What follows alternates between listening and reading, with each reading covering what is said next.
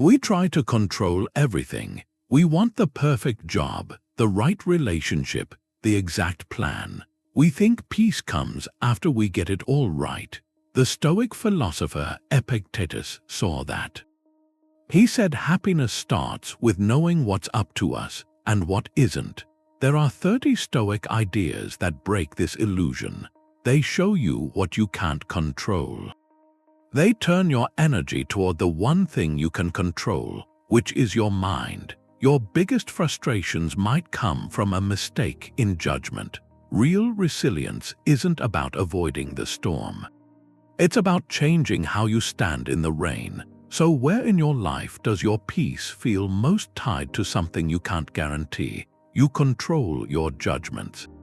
That's it. Everything else you don't control. And all the stress you feel, it comes from one mistake made over and over. You think this is terrible.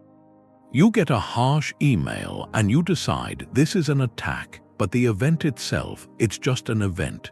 It's just circumstances happening in the world. The judgment, that label of good or bad, that's the layer you add. And that layer, you create it. It's yours. Epictetus, the ancient teacher, he started his handbook with this distinction. Some things are up to us, he wrote, and some things are not. Our opinions, our impulses, our desires, our aversions, these are up to us. Our body, our property, our reputation, our public office, these are not. He wasn't saying those external things don't matter. He was pointing to where we should put our effort. When you pour your energy into trying to control what isn't yours to control, you get frustration. You're fighting reality itself, but your judgment, your assent to the thought that this traffic jam is a catastrophe, that's a tiny space you always have. It's sovereign. That's where your freedom starts. Anxiety doesn't come from the world. It comes from the story you tell yourself about the world. So the practice starts with a question. A simple one but difficult. The next time you feel that surge of irritation or worry today, just pause. Look past the event, the delayed train, the cancelled plan, the critical comment.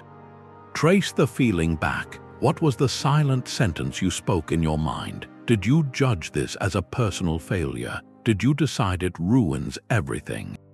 That sentence, that's your point of control. You can't make the traffic disappear, but you can choose not to declare it a disaster. That shift, from trying to manage the world to managing your mind, that's the first step out. The second truth has this radical idea at its center, that the thing you're worried about might be neutral, completely neutral. The Stoics had a term for what we chase and fear. Money, illness, praise, criticism, they called them indifference, not that they don't matter, but because they can't make you good or bad. They're just the raw material. The only real good, they said, is your own virtue, your character. The only real evil is vice. Everything else, every external thing, sits in this huge middle ground. It's preferred or dispreferred, but it's never essential to your worth. It's like the weather for a sailor. A calm sea is preferred. A storm is dispreferred. But the sailor's goodness isn't in the weather. It's in how she handles the helm, her skill, her courage, regardless. The storm is just the material. The thing her virtue gets to work on. Marcus Aurelius wrote about this. He said, remove the judgment and you remove the thought, I am hurt. Remove that thought and the hurt is gone. He wasn't saying the challenge wasn't real. He was pointing to where the suffering comes from, that label. That, a bad label. Take losing a job. The event itself, the change, is neutral. It's a fact. The catastrophe isn't the event. It's the judgment you put on it. I'm a failure. My future is ruined. This is a disaster. But if you strip those away, what's left? An event, a change, and in that space, virtue can find its footing. That event becomes the material for practicing courage, facing the uncertainty, for wisdom, figuring out the next step. For resilience, managing your mood and your resources. The job loss didn't create your character. It revealed it, and it invited you to build it. So here's a small exercise. Think of 3 things you instinctively call bad right now. a conflict, a money worry, a setback, and practice stripping away the value judgment. Don't try to call it good. Just see it as neutral, see it as what happened. This conflict is a disagreement of perspectives. This financial worry is a number in an account. This setback is a change in direction. When you remove the "it is bad" declaration, what's left? Usually, you're left with a simple situation and your own capacity to respond to it, that capacity. That's where your power has been all along. The Stoics had this view of barriers. They didn't see a lock on a door. They saw the barrier itself as the door. That's the third truth. It inverts how we normally think about struggle. We tend to think a good life is smooth, that obstacles should be removed. The Stoic view is different. A good life is a life lived with excellence, and you only get to practice excellence when something's in your way. An obstacle is what your character needs to grow.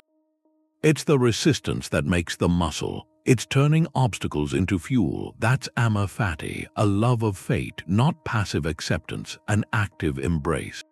Looking at whatever life hands you, especially the hard parts, and saying, "This is the material I'll use. This is my training ground." Marcus Aurelius wrote this to himself. He was emperor facing endless political trouble and personal loss. He put it plainly, the impediment to action advances the action. What stands in the way becomes the way. Think of a stream hitting a rock. The rock doesn't stop the water, it directs it, it shapes the flow, it gives it force. The obstacle defines the path. Your character works the same way. Patience isn't built when everything arrives on time. It's built in the waiting. Courage isn't revealed without fear. It's moving forward despite it. Your resilience is forged in the moments you want to quit. Take Seneca. He was exiled to Corsica. He described it as rocky and desolate. Far from the intellectual life of Rome, he could have seen it as an end. Instead, he treated it as a beginning. He used the solitude, the hardship, to write some of his most profound letters on Stoicism. To reflect deeply, to strengthen his inner world, the exile, the thing meant to break him, became the source of his greatest work. In a modern sense, think of a project that fails. The immediate judgment is that it's a waste, a setback, but within that experience is raw data. It holds lessons about planning, about teamwork, about your own assumptions. The failed project isn't an impediment to your career. It's the precise training you needed to advance it, if you choose to see it that way. So here's a simple question. What's one current obstacle in your life, and how could you reframe it as a training ground for your character? Is it a difficult person? That's your practice in patience and understanding. Is it a financial strain? That's your practice in resourcefulness, in clarifying what you truly value. Is it a health challenge? That's your practice in listening to your body. In cultivating daily discipline, the obstacle doesn't change, but your relationship to it shifts entirely. You stop asking, "Why is this happening to me?" You start asking, "What is this asking of me?" And in that question you find your agency, waiting for you on the other side of the very thing you thought was holding you back. It's not the rude comment that upsets you, it's your opinion that it's upsetting. That's the fourth truth from Epictetus. Your emotions aren't direct reactions to the world. They're reactions to your mind's verdict about the world. Between an event and your feeling, there's a step. You receive an impression, and then you give it your assent. You judge it. That judgment is where the emotion is born. Freedom is learning to question that automatic verdict. The process is simple. An event happens.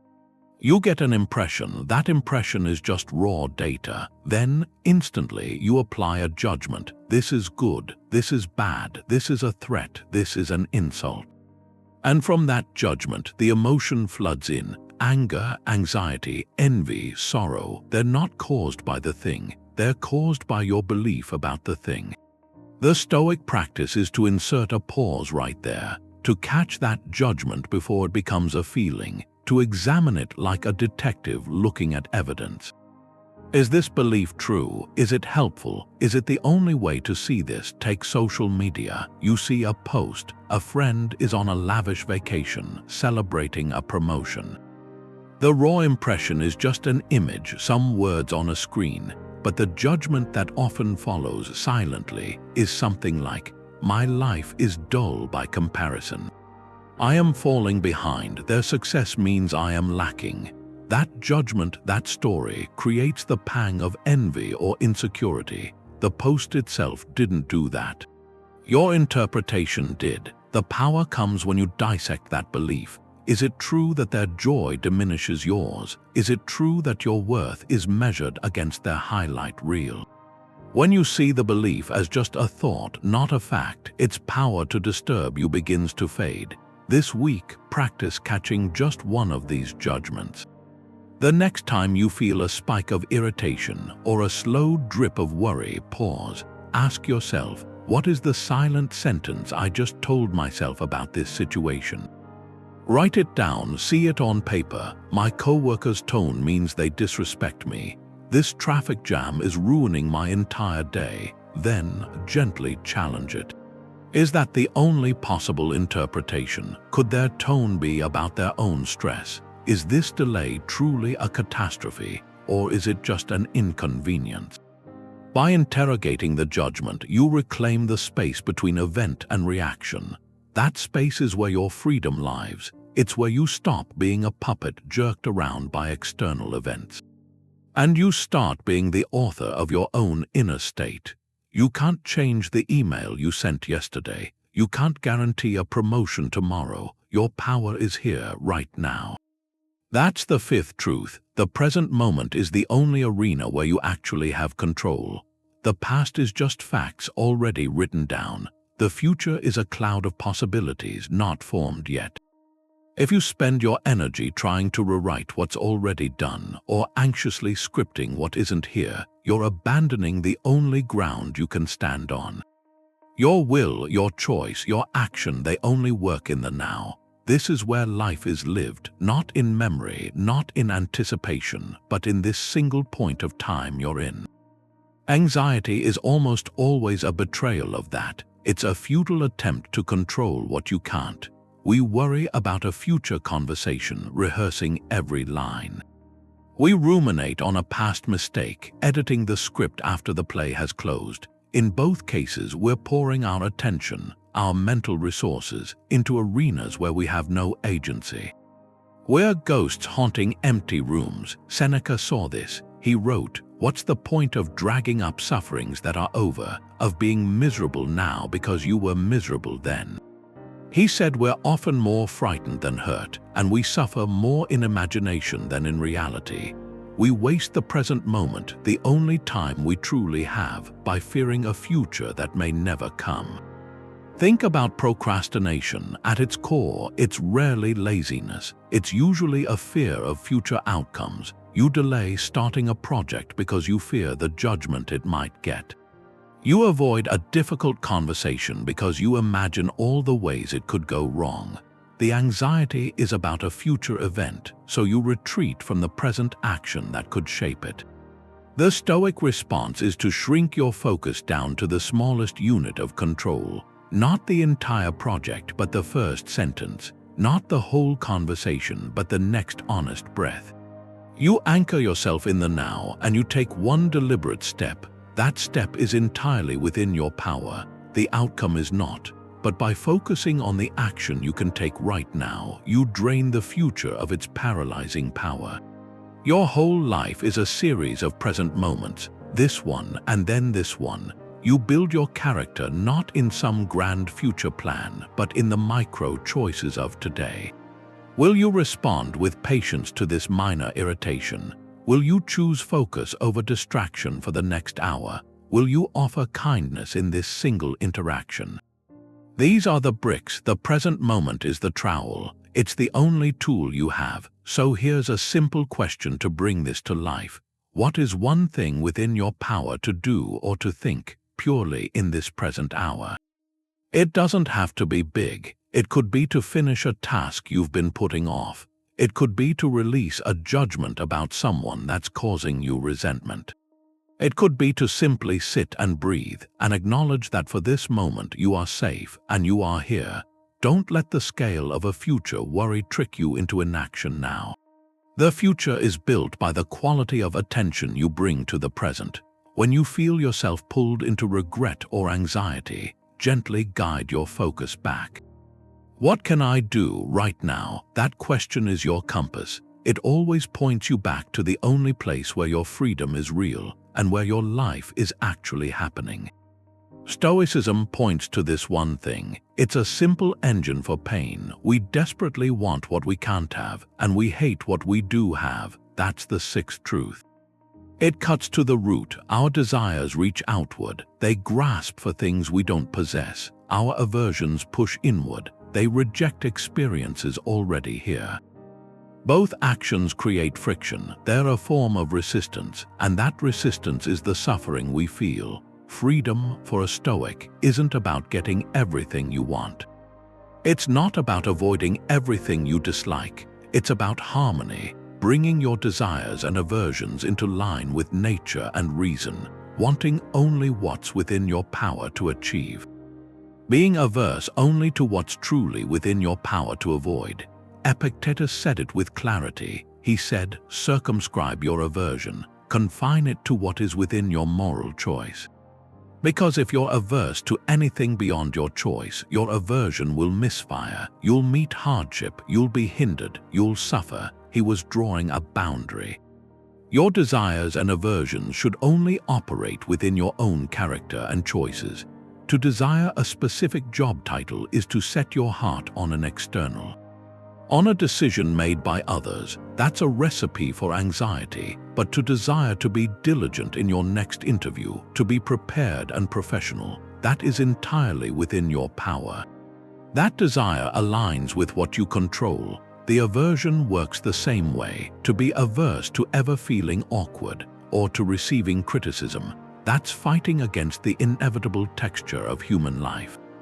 That aversion will constantly be triggered, but to be averse to acting without integrity or to responding to feedback with defensiveness, that's a healthy aversion. One you can actually uphold. Look at consumerism. It's a cycle built on this engine. You see a new device, you desire it intensely, you believe it will complete some part of your life. You acquire it, there's a brief satisfaction, then the novelty fades. You see the next model, the desire shifts. You're not hating the device you have, but you're no longer wanting it. You're already reaching for the next external thing. The suffering isn't in the lack of the object, it's in the perpetual state of wanting. Believing peace lies in the next purchase. The same mechanism applies to daily tasks. We feel a strong aversion to starting a difficult report or to having a necessary but uncomfortable conversation. We push it away, we procrastinate. The aversion to the temporary discomfort creates a longer suffering of dread and guilt. The task itself might take 1 hour of focused effort. The aversion to it can poison an entire week. So here's a reflective prompt. Identify one persistent desire for something external. Maybe it's a desire for a particular relationship status, or a specific amount of money or recognition from a certain person. Now, gently question it. Is this desire aligned with what's within my control? Can I transform it into a desire for an internal quality instead? For instance, wanting a loving relationship can become a desire to be more patient yourself, more communicative, more understanding. Then, identify one strong aversion. Maybe it's an aversion to feeling lonely, or to making a mistake in public, or to dealing with a tedious chore. Ask yourself, is this aversion focused on something outside my moral choice? Can I reframe it? Instead of being averse to feeling lonely, be averse to the choice to isolate yourself. Instead of being averse to making a mistake, be averse to the choice not to learn from it. This practice of redirection is subtle but profound. You're not killing your drive. You're aiming it at the right targets. Your energy stops being wasted on wrestling with the world. It starts being invested in crafting your response to it. The root of the suffering is severed, not by changing your circumstances, but by changing what you ask of yourself within them. You spend a lot of energy every day managing what people think. Adjusting your words, hesitating before you speak, it's a tax. The seventh truth frees you from that. Your reputation isn't your worth, it's external. A tool may be useful, but if you make it your main goal, you become a slave. You hand the keys to your peace to a crowd, and you can't control a crowd's judgment. Public opinion is fickle. It changes with the wind. A good person can have a terrible reputation, slandered, misunderstood. A person of poor character can be celebrated. Their image is crafted. The Stoics saw this. They said the only true good is your own virtue, your integrity, your courage, your justice. These are internal. Built by your choices, not by applause. Your reputation lives in the minds of others. Your character lives in your soul. One is a reflection, and it's often distorted. The other is the substance. Marcus Aurelius wrote this reminder. He was an emperor, scrutinized constantly. He said, "Don't waste your time worrying about what other people say. Be concerned only with doing what your own nature requires." This isn't about rudeness. It's about hierarchy. Do the right thing because it's right, not for praise. And if doing the right thing brings you scorn, then so be it. The scorn is their business. The right action was yours. Think about online life. You share a thoughtful opinion. The response isn't debate. It's a wave of harsh, anonymous criticism. The event is just text on a screen. The suffering comes from what you layer on top. The story you tell yourself, "This means I'm foolish, my reputation is damaged, people think poorly of me." That's the hook. You've tied your sense of self to an external metric, one you can't manage. The Stoic response is to return to your internal commitment. Did I express myself with honesty and good intent? If yes, then my work is done. The reactions, the likes, the angry comments, those are weather patterns. They are not verdicts on your soul. Your task is to keep your ship steady, sail by the compass of your own principles, not by chasing every favorable gust of wind. This isn't about becoming indifferent to connection. It's about the source of your self-assessment. Do you look outward to the applause meter to know if you're good? Or do you look inward to the alignment of your actions with your values? One leaves you perpetually hungry, chasing the next hit of validation. The other gives you a deep, quiet stability. A stability no opinion can shake. So here's a question. What would you do differently if you were completely indifferent to praise or blame, not reckless but free? Would you finally start that creative project you've been hiding? Would you voice that dissenting opinion in a meeting? Would you wear the clothes you actually like? Pursue the path that truly calls you, even if it isn't prestigious. The answer shows you where you've been renting out space in your mind, renting it to an imaginary jury. Reclaim that space. Let your character be the only reputation that ultimately matters to you. Life is like the weather. It changes. Your virtue is the ground you stand on. That's the eighth truth. Fortune gives and takes away. That's what she does. She lends you wealth, status, your health, your relationships. They're temporary. They can be taken back anytime, but your integrity, your courage, your wisdom, your sense of justice, those aren't loans, they're yours, they're permanent. They're the only things you really own, and that idea, it doesn't make you cold, it makes you secure. Your worth isn't tied to luck, it's anchored in your character. Seneca wrote about this. He had great wealth and he was sent into exile. He saw both sides. He said poverty isn't having little, it's always craving more. And wealth isn't having a lot, it's having enough and knowing it. A good person, he said, can be anywhere, in a palace or in simple clothes, because their goodness is inside.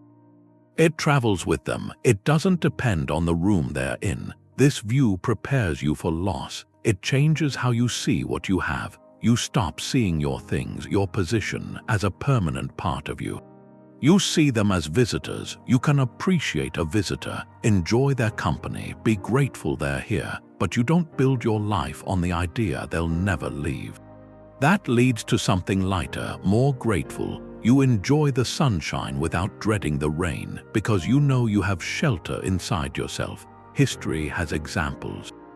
Marcus Aurelius, he ruled Rome at its peak. He wrote his private thoughts not from power but from duty, constant self-examination. He saw the throne as an external thing, a role to play with virtue. Or a modern entrepreneur, they build a company, watch it grow, then see it falter from market forces they can't control. The financial loss is real. The hardship is real, but the person who's built internal resilience, who knows their worth isn't their net worth, they don't collapse, they grieve, sure. But they don't lose themselves, they begin again. They draw on the same traits that built the company, their ingenuity, their work ethic, their courage. Fortune took the company, it couldn't take those. From a Stoic perspective, anger isn't strength. It's when you hand over your inner fortress, you give your command away. You let something outside dictate your state inside. Seneca called anger a brief insanity, a temporary madness. It feels powerful, it feels righteous. But it's actually a collapse. Your own governance falls apart. It all rests on one judgment, the judgment that someone wronged you and that you're justified in this burning reaction. But the Stoics had a radical point. They argued true harm can only be moral harm. Someone can steal your property, but they can't steal your virtue, not unless you let them. They can insult you, but they can't degrade your character, not unless you agree. The event itself is neutral. Your judgment that it's a profound injustice, that's the fuel. And you're the one who lights the match. Seneca wrote a whole book on anger. He said it does more harm to the vessel where it's stored than to anything it's poured on. It's a self-destructive fire. It clouds your judgment. It makes you do things you'll regret, things that damage your own peace more than the original offense ever did. Think of road rage. Another driver cuts you off. The raw event is a car changing lanes. The automatic judgment is, this person is disrespectful, they're a threat, they've wronged me. That judgment sparks the anger. Your heart races. You might shout, you might gesture, you might drive aggressively back. In that moment, you've surrendered. You've let that driver's action control your emotions and your behavior. The Stoic alternative isn't to be a doormat. It's to retain your command, to see the event for what it is, a person making a poor decision, probably distracted or rushed. Your judgment can be, this is inconvenient, maybe dangerous, so I'll create space and stay safe. Your action is defensive, it's calm, it's effective. Your inner citadel stays yours, no one has entered. The same thing happens in a workplace conflict. A colleague takes credit for your idea. The raw event is words being spoken. The judgment that ignites anger is, they've stolen from me, this is a betrayal, my worth is being undermined. That judgment hands them power over your emotional world for the rest of the day, maybe the week. A more reasoned view could be, this person acted from insecurity or poor professionalism. My work is known to my real allies. My next step is to clarify things calmly and privately. To maintain my integrity and the team's function, the anger gets bypassed. Your energy goes into a strategic response, not a reactive burn. So here's a small piece of self-observation. Think of the last time you felt a surge of real anger. It doesn't have to be big, a sharp text, a perceived slight from family. Look past the feeling. Identify the specific, silent judgment you made in that instant. What was the sentence you told yourself? Was it, they're trying to humiliate me? Was it, this is unfair and I won't stand for it? See that sentence for what it is, a story you chose to believe in that moment, not a fact but an interpretation. That story was the gate you opened. And seeing that is the first step to keeping it closed next time, to holding the keys to your own citadel in your own hand. Stoics had this idea about anxiety. They called it a loan, a terrible loan you take out against something that might happen in the future. You're paying the interest on it now, paying with your peace, your focus. For a problem that isn't even here, might never get here, that's the thing. Anxiety is your imagination, but you're using it wrong. It's your mind trying to control what it can't control. By running through every bad thing that could possibly happen, but preparation is different. Preparation is in your control. It's just taking the steps you can take with what you know right now. Worry is about the outcome, and you can't control the outcome. Worry is the what-if loop. Seneca said it. He said we suffer more in imagination than we ever do in reality. Our minds are these incredible tools. They can build cities, they can write symphonies. But when you point that tool at the future, and you point it with fear, it becomes something else.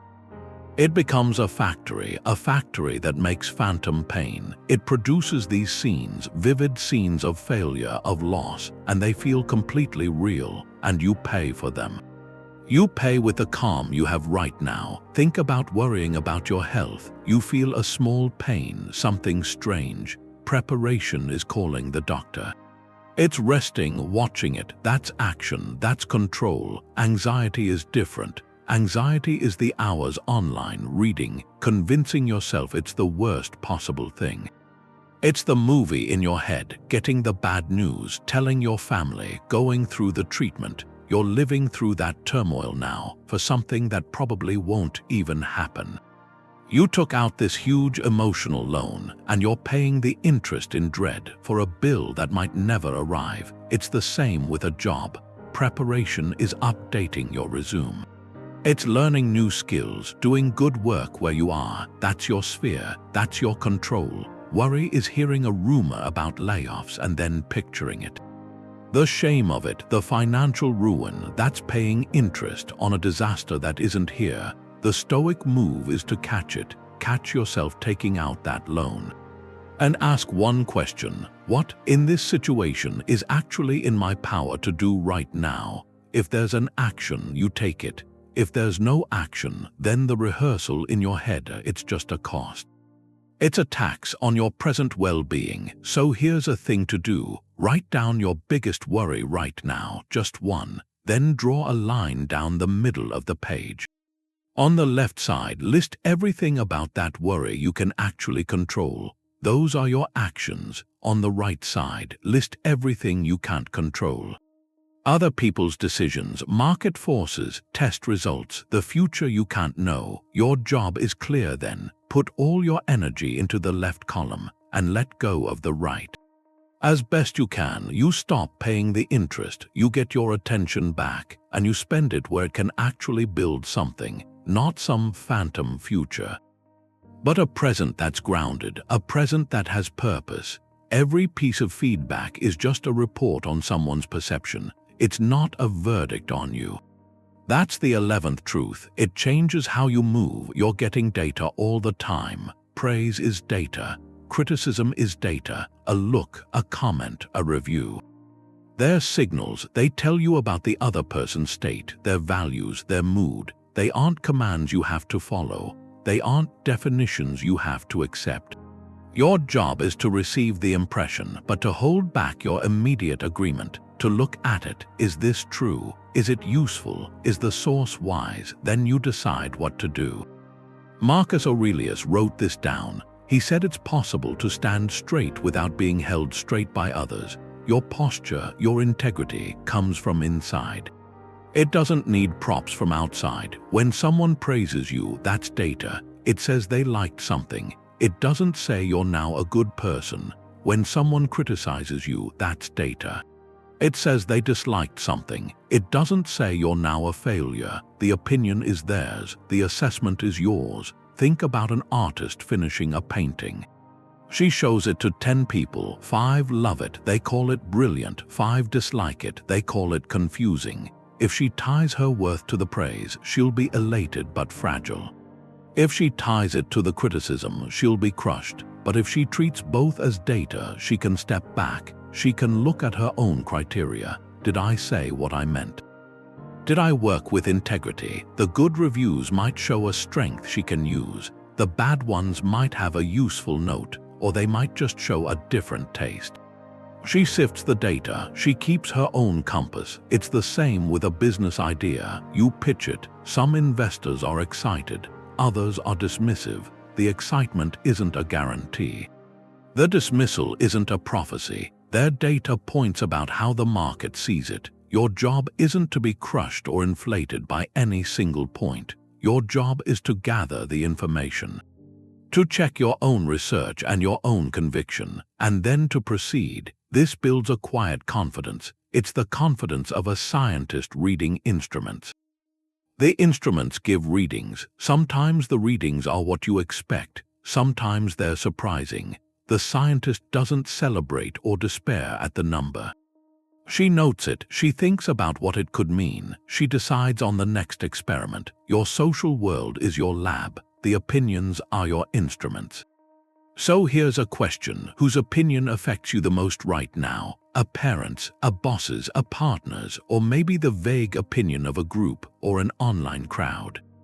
Now imagine treating that opinion purely as data, not as truth but as a report. What does this data actually tell you? Does it tell you about their fears, their expectations, their history? And what if you filed that report, thanked the source for the information, and then made your decision based on your own principles and your own judgment? That space between the data and your decision is where your sovereignty is. It's where you stop being a puppet pulled by every opinion, and you start being the author, calmly reviewing the research before writing the next chapter. Your body is on loan from the universe. Its pains, its pleasures, they're just events, not judgments. That's the 12th truth. It takes the Stoic distinction and applies it directly to the physical. We live in this vessel, we maintain it, but its condition, its health, how it looks, these are largely external, not entirely up to us. Illness can come. The body ages, accidents happen, and the Stoic view is radical here. These aren't evils, they're facts. What matters is your attitude toward them.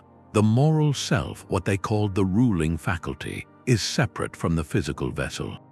Your virtue, your courage, your patience, these can be exercised in a strong body or in one facing a challenge. The vessel changes, the captain remains. Epictetus taught this. He lived with a disability. He spoke about lameness. He said lameness is an impediment to your leg, not to your will. The obstacle is to the limb, not to your capacity for choice. Your will can still choose to move forward, to adapt. The limitation is in the material. Your character is in how you work with that material. This reframes physical struggle. A chronic illness is a set of circumstances. It presents new parameters for your life, but it doesn't define your character. Your character is defined by how you meet those parameters. With resentment or with grace, with surrender or with a focus on what can still be done. Think of an athlete with a career-ending injury. The raw event is the injury. The external thing is the new limitation. The internal territory, the only real ground, is their response. Do they see their identity as shattered, or do they begin redefining what strength means? Finding a new way to contribute, to coach. Their resilience, their discipline didn't reside in their tendons. It resided in their mind, and that mind is now tasked with a different kind of training. Anxiety around aging works the same way. We see the lines, the slowing down. We often layer a story on top of the facts. This means I'm losing my worth.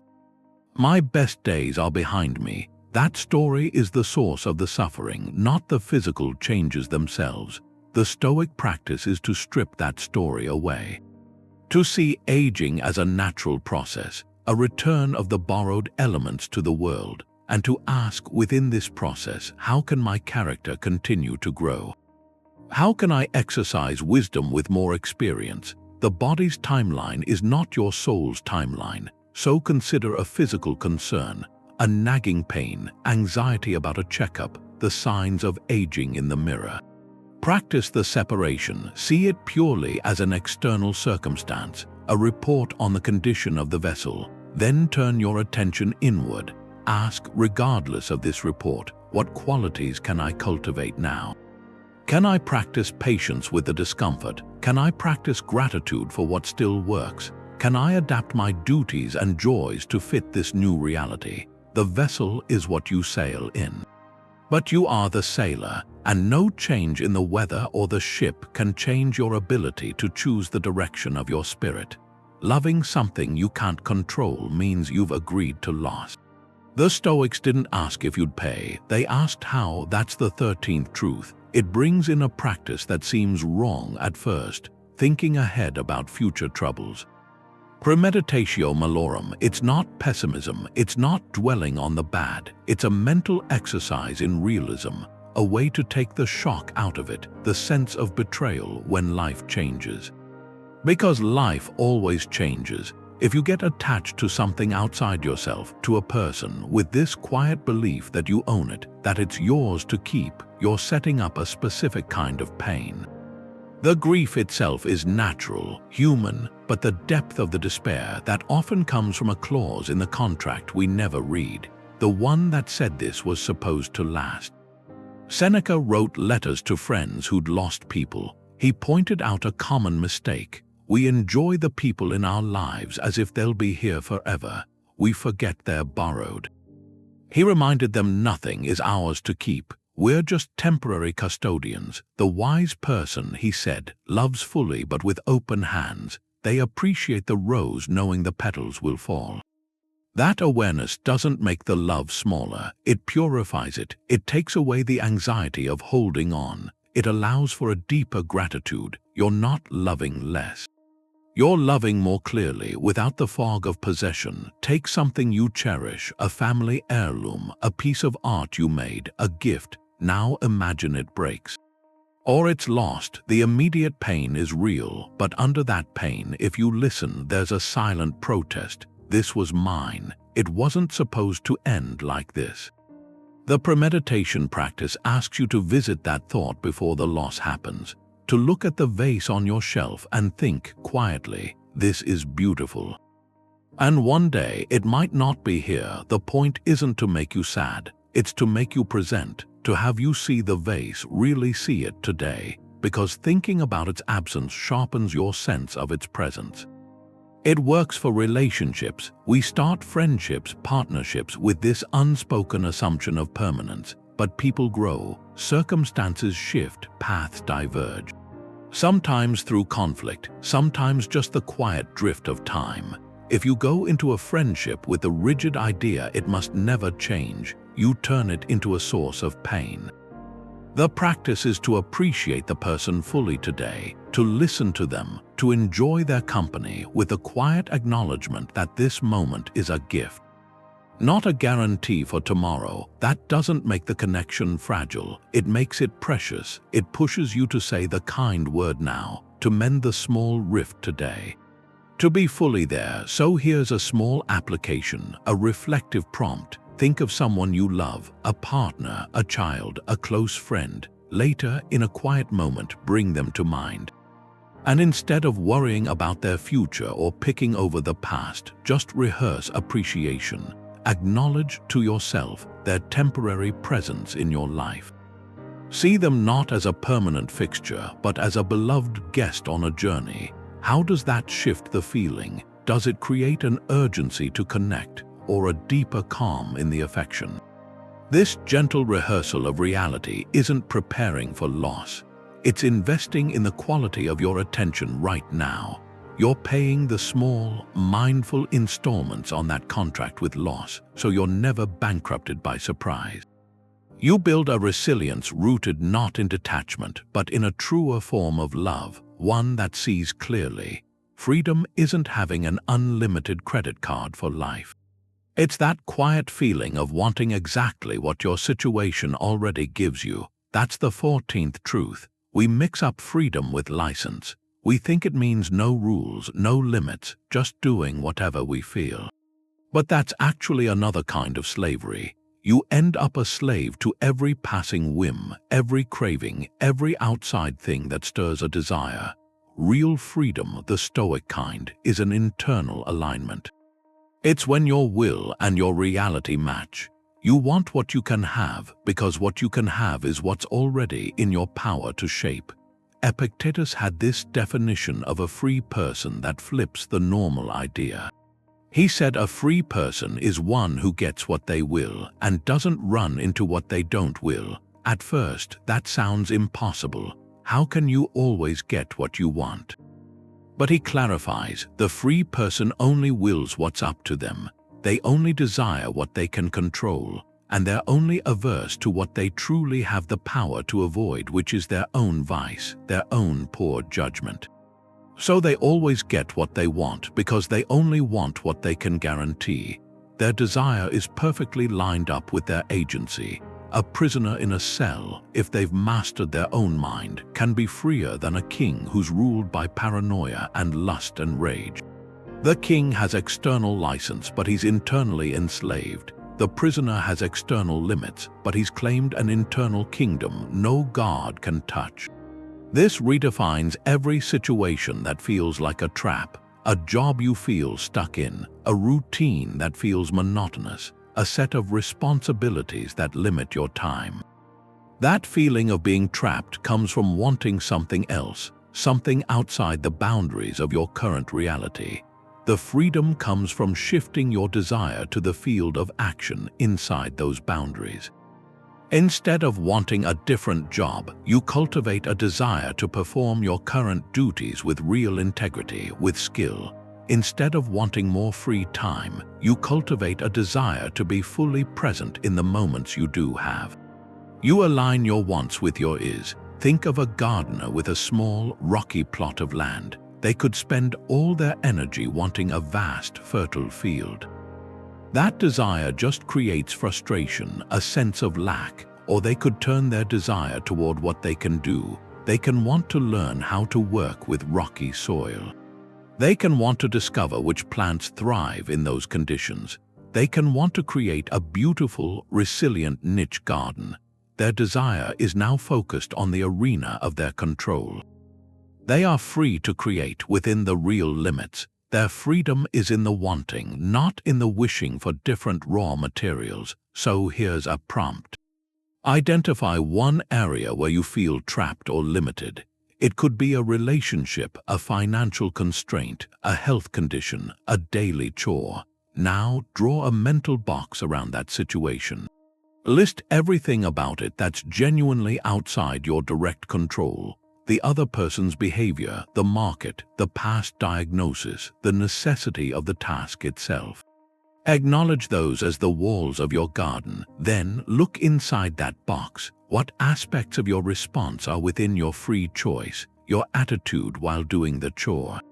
Your communication approach within the relationship, your spending decisions within the budget, your daily habits within the health condition. Your freedom lies exclusively inside that second list. The practice is to redirect your desire there, to want to master those internal choices, to want to find grace or creativity or patience within those walls. When your deepest want is to excel at what you can actually do, the walls stop being a prison. They become the defining edges of your canvas. The first step toward peace is dropping that silent contract you think you have with the universe. That's the 15th truth. You carry this invisible document. It says if you work hard, you'll get the reward. If you're a good person, good things will happen. But the world doesn't sign that contract. It never did. It operates on its own logic. Storms come, plans fail, promotions go to someone else. The frustration you feel isn't from the event. It's from the tearing of that contract you wrote in your mind. That sense of betrayal is a fantasy of control. You thought you could negotiate with reality by being good enough. But reality doesn't negotiate. Marcus Aurelius faced this constantly. As emperor, he saw plots, sickness, the death of children. He wrote a line to steady himself. He said, "Love only what happens to you, what is spun for you by fate." And then he went further. Welcome every event, he said, even if it seems harsh, because it contributes to the health of the universe. He practiced seeing each thing not as a personal insult, but as a piece of a larger whole. He accepted it as if he had chosen it himself. This isn't about liking misfortune. It's about removing the layer of personal grievance. The event is what it is. Your story about why it shouldn't be that way is the source of the pain. Think about a promotion you worked for. You put in the extra hours, you delivered results. The promotion goes to a colleague. The raw event is a decision made by other people. The suffering comes from the silent contract. I did A, therefore I deserve B. The universe owes me B. When B doesn't come, it feels like a cosmic injustice. But the universe isn't keeping score that way. It's just a series of causes and effects, human decisions, timing. Your job from a Stoic stance isn't to demand the promotion.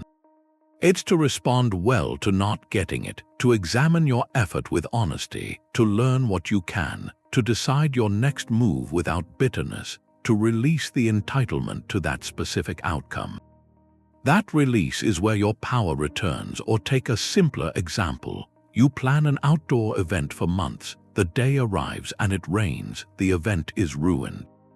You feel angry, cheated. That feeling is the contract ripping. I planned, therefore I deserve sun. But the weather has no concept of your plans. It is indifferent. Accepting the rain as a fact, not a personal affront, allows you to pivot, to find a new solution, or to accept the loss. The rain didn't ruin your day. Your insistence that it shouldn't rain did. Entitlement is a subtle poison. It whispers that you're special, that the rules should bend for you, that your suffering is more significant. Stoicism calls for a radical humility. You are a part of nature, not its exception. You get the same deal as everyone else, a life of events, some pleasant, some difficult. Your distinction isn't in getting a better set of events, it's in crafting a better response. So here is a quiet audit. Where in your life are you holding onto a sense of entitlement right now? Is it in a relationship where you believe someone should act a certain way because of what you've done? Is it in your career where you believe your effort guarantees a particular reward? Is it even in traffic where you believe the other drivers should be more competent? Identify that silent demand. Then ask, what would happen if I simply let it go? Not the goal, but the demand that the goal must be reached. You might find the goal becomes clearer, or your path to it becomes lighter. Because the energy you are using to police the universe for breach of contract, you can now use to build something real within the world as it actually is. The 16th truth is about busyness. It's about how we fill our calendars, chase notifications. We glorify exhaustion and call it productivity. But from a Stoic view, this can be an escape. A clever way to avoid the quiet work, the difficult work of looking inward. If you're always moving, you never have to sit with your own judgments, your fears, your unexamined desires. You're using motion as a shield. Seneca saw this 2,000 years ago. In his letter on the shortness of life, he wrote that people are often busy, but they are not truly living. He said we guard our personal property carefully, but we are wasteful with time. The one thing we should be most careful about, we let others steal our days. Or we give them away to trivial things. We fill our lives with activity and call it purpose, while the real work of building a meaningful life goes untouched. That real work is philosophical. It's the examination of your own mind. Your schedule might be full, but is your character being attended to? The modern version is hustle culture. The belief that your worth is measured by your output, by your side projects, by how little you sleep. It's a trap because it keeps you focused on external metrics, on building a resume, a brand, a bank account, all while the internal landscape, the source of your peace, remains uncharted, overgrown. You're building a beautiful house on a foundation you've never inspected. Contrast that with the Stoic practice of intentional solitude, not loneliness but chosen quiet, the practice of journaling like Marcus Aurelius did. He wasn't writing for publication. He was examining his own reactions, his judgments, his progress. He was doing the internal work, or the practice of taking a daily walk with no podcast, no phone. Just your own thoughts to let the mind settle. to observe what rises to the surface when the noise stops. That space is where you meet yourself, and it's often where we feel the most resistance. We'd rather answer 50 emails than sit for 15 minutes with a single, uncomfortable question about our own choices. So here's a challenge. This week, schedule 15 minutes of doing nothing but reflecting. Not planning, not problem solving, reflecting. Sit with a notebook or just in a quiet room. Ask yourself 1 or 2 questions. What judgment did I make today that caused me the most frustration? What desire am I chasing that is entirely outside my control? Is there a resentment I'm carrying that I need to examine and release? Don't try to fix anything in those 15 minutes. Just observe, just listen. The goal isn't to find an answer. The goal is to become familiar with the terrain of your own mind, to stop using busyness as a refuge from the one person you can't actually escape. That internal work, that's the true productivity. It's the cultivation of the only thing you truly own. Life gives you these parts to play: parent, employee, citizen.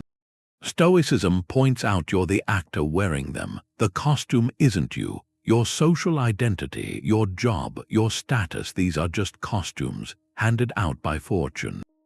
They can be changed, they can be taken away, they can get dirty, but your character, that's the actor underneath, the one who performs. Your virtue is the skill you bring, the integrity you bring to any part you're asked to play. That separation is a profound kind of freedom. You stop mixing up what you do with who you are. You can play a humble role with dignity. You can play a prestigious one without arrogance.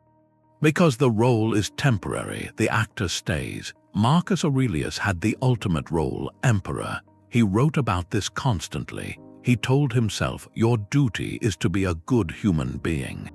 That's the core role. Whether other people are doing their duty or not, that's irrelevant. Your job is to perform your part well. He didn't see the throne as his identity. He saw it as a specific costume, a costume that came with specific duties. His task was to wear it and act with justice, courage, wisdom. The costume didn't make him good. His performance within it did. Think about losing a job or retirement. It's jarring because we fuse ourselves with the title. You are a manager, a teacher, a founder, then suddenly you're not. The suffering comes from believing the costume was your skin, that without it you're undefined. The Stoic view sees it as a change of wardrobe. The founder costume gets put away. Now you might wear the costume of a mentor or a learner, a volunteer. The actor, your character, is the same. In fact, this is when your true qualities get tested. Can you face this change with resilience? Can you find new ways to express your diligence, your creativity? The role changed. The performer's capacity didn't. This applies in smaller ways daily. You're cast in the role of a customer in a slow line. Your costume is a person waiting. How does your actor perform? With impatience, irritation, or with calm acceptance, you're cast as a neighbor dealing with a noisy party. The costume is someone inconvenienced. Does your actor perform with anger? Or with a measured, respectful request? In each case, the external situation dictates the role. Your character dictates the performance. So here's a thing to consider. List your 3 main social roles right now. Maybe it's parent, professional, friend. For each role, set aside the title. Describe the core character virtues you aim to express inside that role. No matter its prestige or difficulty. As a parent, maybe it's patience, unconditional love. As a professional, diligence, integrity. As a friend, loyalty, honesty. Notice these virtues aren't exclusive to one role. They're the tools of your actor. They travel with you from costume to costume. When you focus on cultivating those virtues, you become unshakable. Promotions, empty nests, shifting social circles, they just change the scenery. They change the costume. They don't change the essence of the performance you're here to give. Your worth was never in the label on the door. It was always in the quality of attention you brought to the room. Pleasure and pain are like notifications. Their alerts, the Stoic learns to read the alert without letting it take over the whole system. A pang of hunger tells you to eat. A burn tells you to pull your hand away. That's useful data, but the ancient Stoics drew a line. The sensation itself is just a physical impression. It's neutral. The judgment is what changes it. The judgment that this pleasure is a good thing you have to chase, or that this pain is an evil you have to avoid at any price. That's where the trouble starts. That's where you hand over control. Epictetus taught this. He said it's not things that disturb people, it's their judgments about things. A toothache is a sensation. The thought that it's unbearable, that it ruins everything, that's the judgment. The sage feels the ache. They acknowledge the signal, but they refuse to add the story on top. The catastrophic story, their soul stays their own. They follow nature, which means acting with reason and virtue, not being dragged by every pull. Think of comfort food. You've had a stressful day, the idea of a rich dessert appears. That initial pull, the anticipation, that's the pleasure signal. It's just data. It says your body and mind want a dopamine hit. A distraction, the unexamined judgment is, I deserve this, this will make me feel better, I need this. That judgment can command you. It can override your longer-term goal. Your health, your discipline. The Stoic practice is to note the signal, to hear it, and then to ask your rational mind, does acting on this align with my aim to live well? Sometimes the answer is yes, in moderation. Often it's no. The power is in the pause between the signal and the action. The same thing works with pain. Emotional pain, social pain. You need to have a difficult conversation. The mere thought brings anxiety, a desire to avoid. That discomfort is a signal. It might signal risk or the importance of the issue. The automatic judgment is, this is too hard, I can't handle the conflict, I must avoid this feeling. That judgment can paralyze you. It can keep you from an action that's essential, uncomfortable now, but necessary for integrity later. The virtuous path often goes straight through that temporary discomfort. So here's a small piece of fieldwork for today. Choose one pleasurable sensation to observe and one painful sensation. It could be simple, the first sip of morning coffee, or the minor frustration of a misplaced item. When the sensation comes, try to separate the raw experience from the commentary, the coffee, the warmth, the bitterness, the aroma. Then notice the judgment that follows. This is so good, I need more, my day can't start without it. The misplaced item, the moment of searching, the slight tension. Then the judgment, this is so annoying, I'm so disorganized, this ruins my rhythm. By watching this split, you create a tiny gap. In that gap, you reclaim your sovereignty. You're no longer a servant to every ping from your nerves. You become the operator who reads the dashboard, who considers the destination, and then decides which alerts to act on, and which to simply acknowledge before returning to the course you've set. Every moment you measure your life against someone else's highlight reel, you abandon the only project that matters.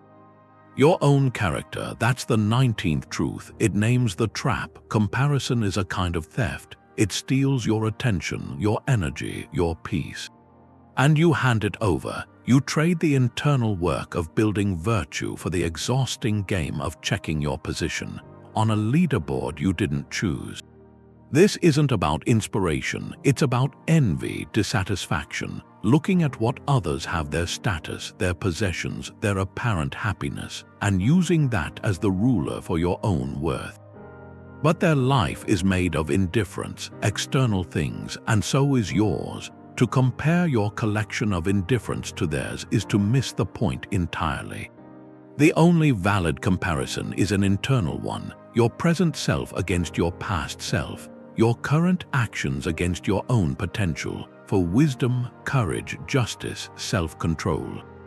Marcus Aurelius gave himself this reminder. He wrote, "It is enough to do your own work well, and not to look to see if your neighbor is doing theirs." He was the emperor. He could have looked at other rulers, other eras, measured himself against them, but he knew that was a distraction, a source of pride or insecurity. Neither was useful. His task was to do his own work, the work of ruling with virtue to the best of his ability. The moment his eye wandered to judge his neighbor's work, he left his own post. Think about social media, the ultimate comparison engine. You scroll and see a curated stream: graduations, promotions, dream vacations, perfect families. The raw data is just pixels. The automatic judgment is their life is better, I am behind, my own life is lacking. That judgment fuels a quiet despair. It makes you dissatisfied with your own perfectly valid journey. It makes you want things you didn't even know you wanted, simply because someone else has them. Your desire is no longer shaped by your nature or your needs. It's shaped by their showcase. You've ceded control of your own wants to a stranger's feed. The same mechanism works in a career. A colleague gets a promotion you wanted. Comparison kicks in. You audit their skills against yours, their hours against yours.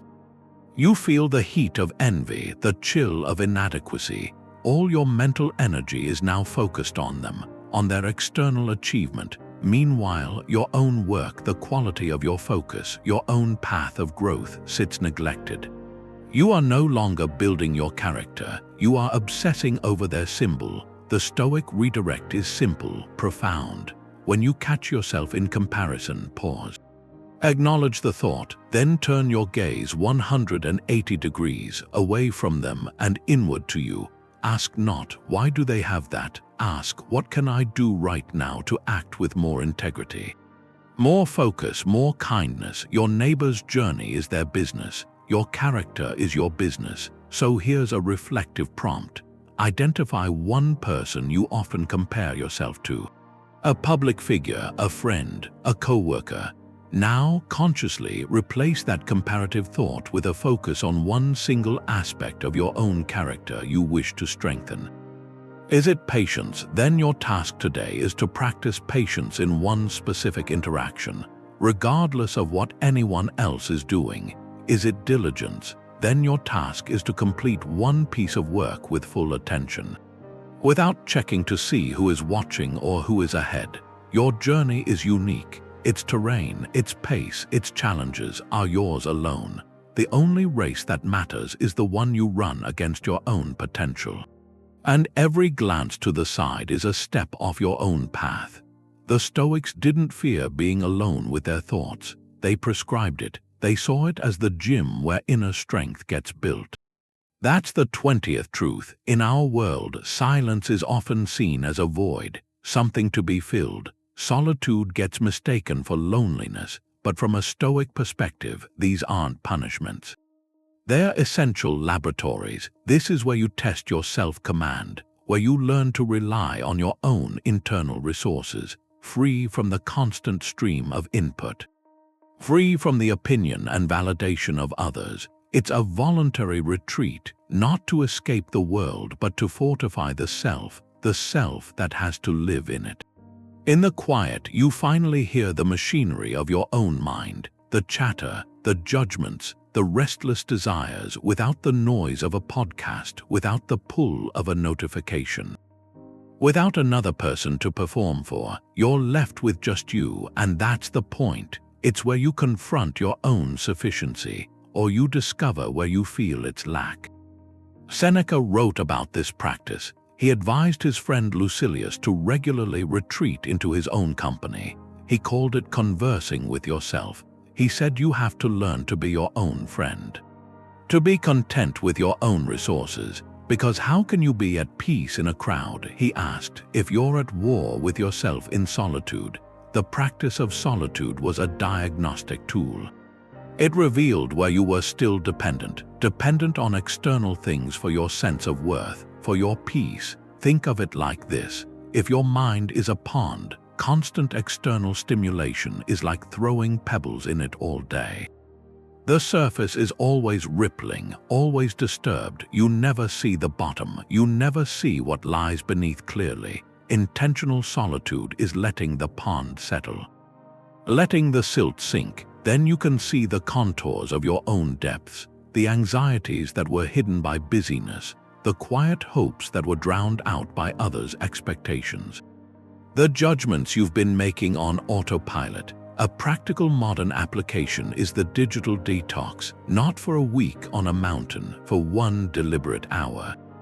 Turning off all screens, putting the phone in another room, and simply sitting or taking a walk with no headphones. At first, it feels awkward. Your mind scrambles for stimulation.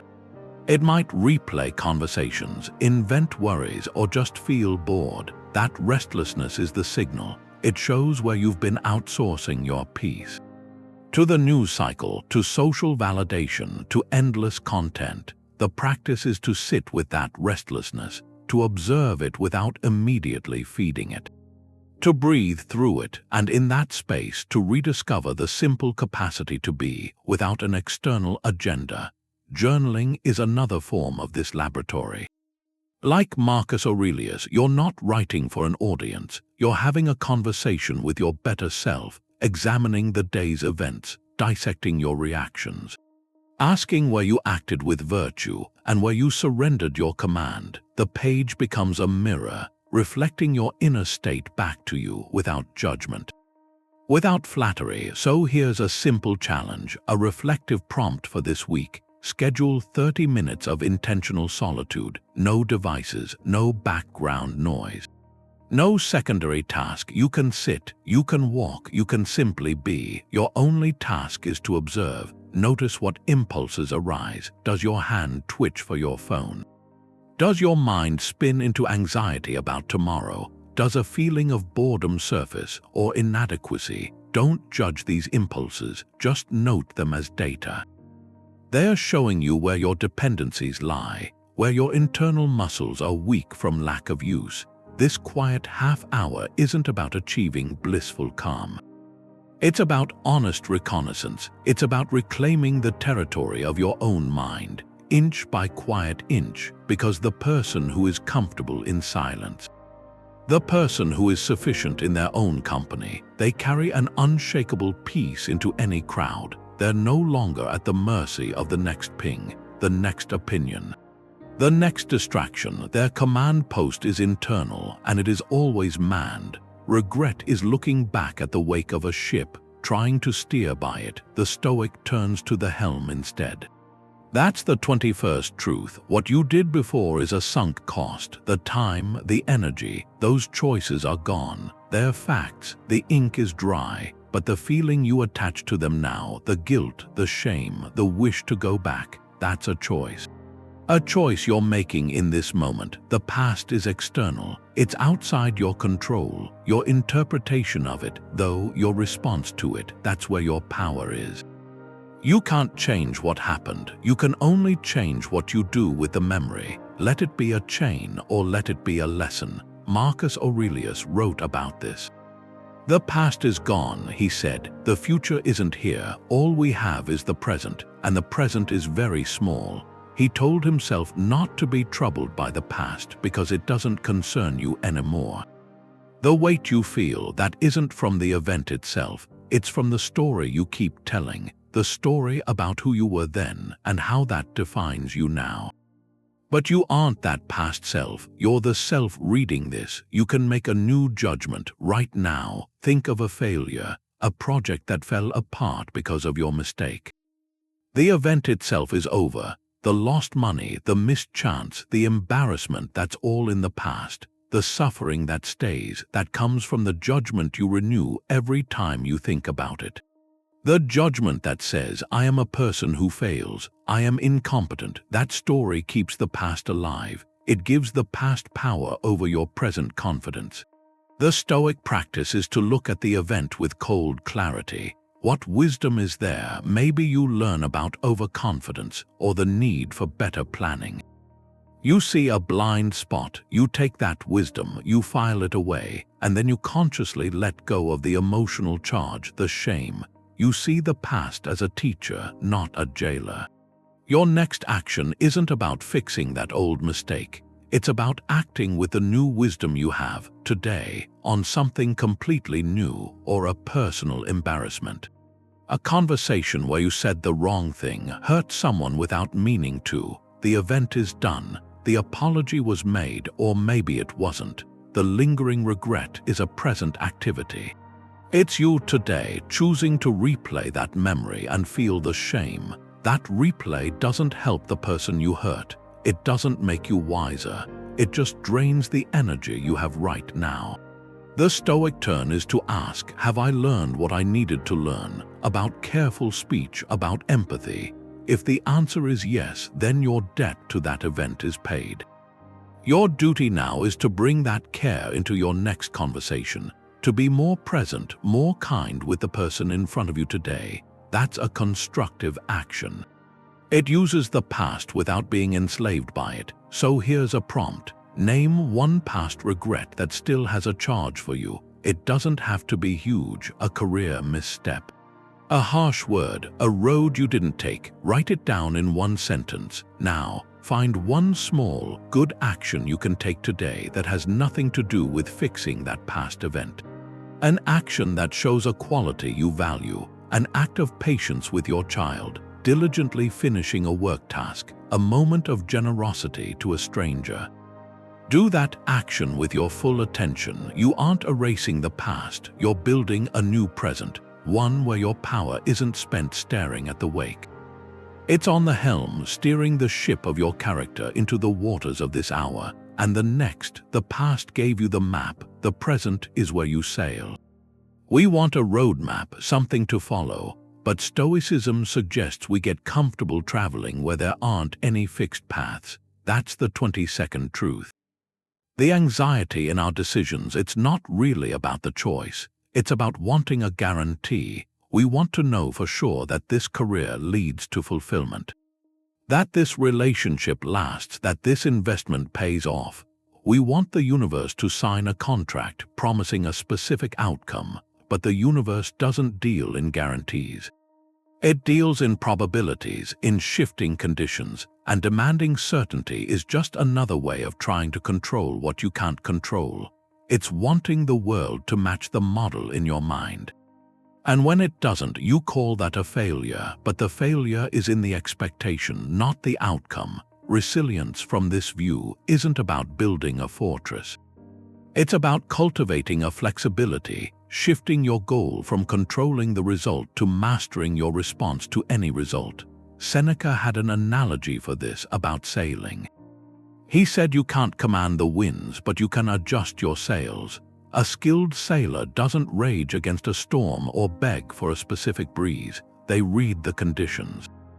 They use their skill. They trim the sails to catch whatever wind is there, and they steer toward their destination as best they can, knowing the sea itself is never fully under their command. Your life is that voyage. Your virtue is your seamanship. Take a major decision like changing careers. You can research for months, talk to people, assess your skills. That's probabilistic reasoning, gathering the best information to make a wise choice. That's preparation. That's within your control. But the moment you cross into demanding a guarantee, this must work out, I must be happy, you've stepped out of your agency. You've attached your peace to an outcome you can't command. The Stoic approach is to make the choice with integrity, with the information you have, to commit fully to the path. And then to hold that commitment with open hands, to say, I will do my best and I will adapt to whatever actually happens. If the new career is wonderful, practice gratitude. If it brings challenges, practice resilience. The value isn't in the guarantee of smooth sailing. It's in the quality of your sailing, no matter the weather. This applies to relationships. You meet someone, you build a connection. The desire for certainty whispers, is this the one? Will this last forever? That question, when it becomes a demand, creates a background anxiety. It turns every minor conflict into a sign the guarantee is void. A healthier stance is to focus on the quality of your participation today, to ask, am I being a good partner in this moment? Acting with kindness and respect, that is within your control. The future involves another person's free will, life circumstances, variables you can't manage. Your peace comes from knowing you are navigating your part of the journey well right now.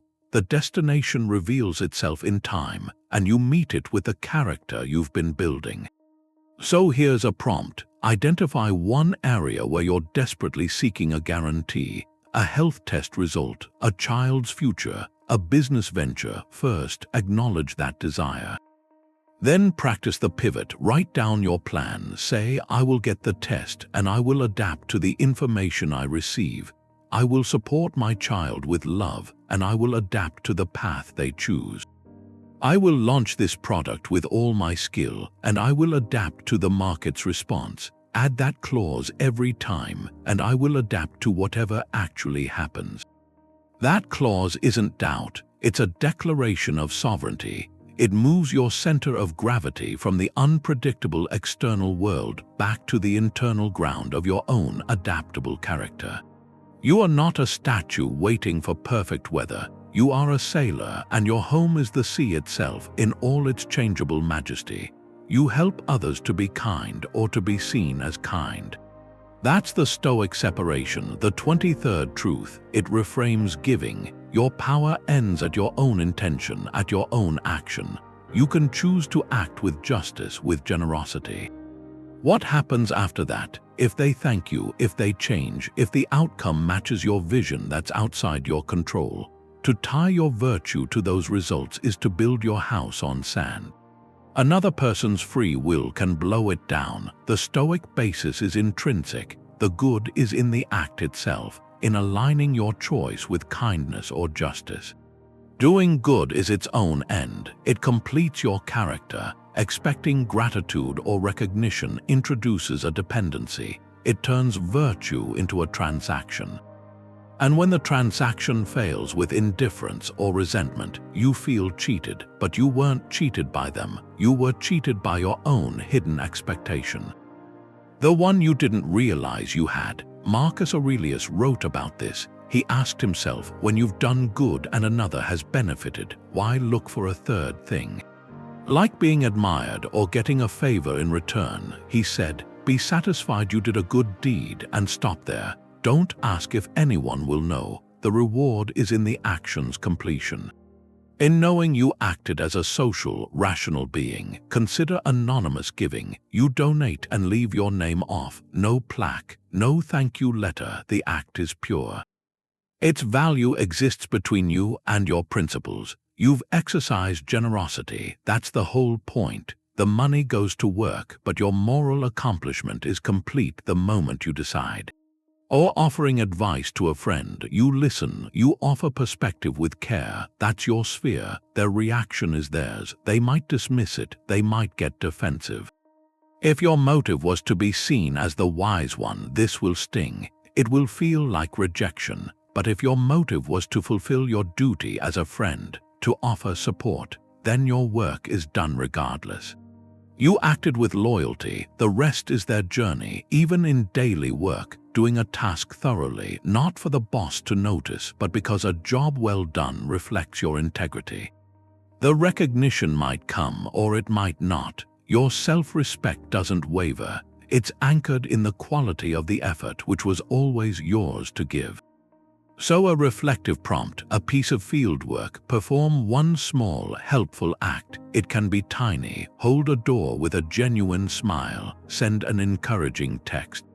Complete a chore without mentioning it, but the crucial part, consciously divorce the action from any expectation of thanks. Do it and release it. Observe your own mind.